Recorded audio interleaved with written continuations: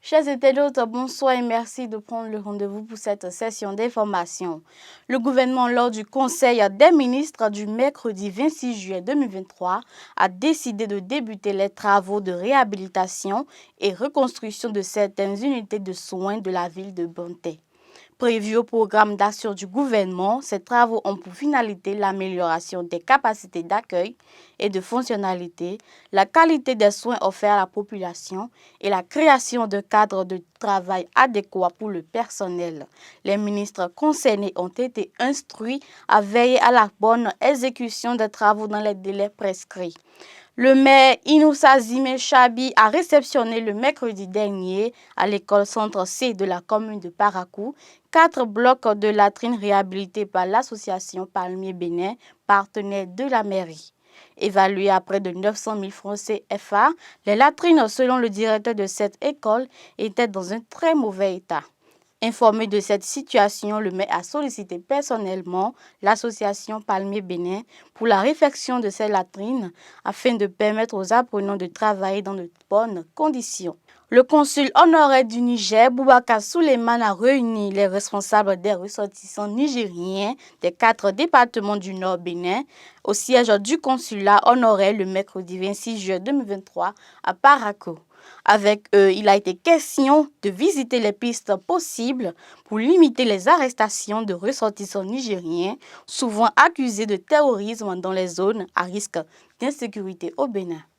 Des badges de représentation ont été distribués aux 4 représentants présents et des instructions leur ont été données pour faciliter la mission. Plusieurs localités de la commune de Tanguieta ont reçu la visite du maire Zakari Boukari les mardis et mercredis derniers.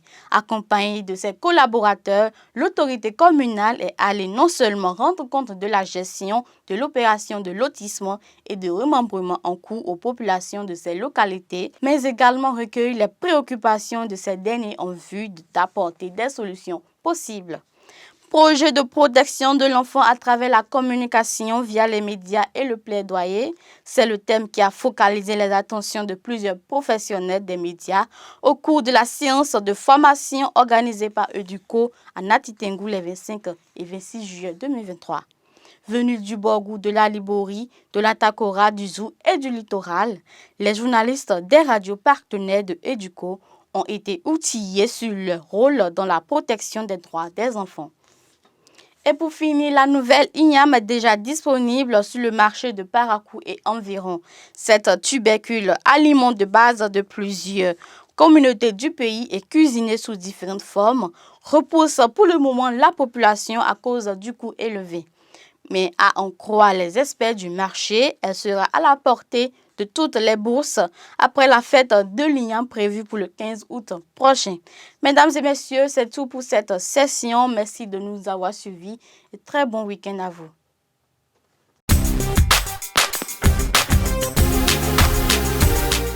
Vous aimez la qualité et vous recherchez des matériaux de construction fiables?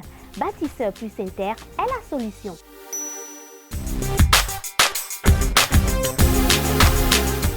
Bâtisseur plus Inter importe tout ce dont vous avez besoin en carrelage, en luminaire, en sanitaire, en robinetterie, en ameublement et en plomberie.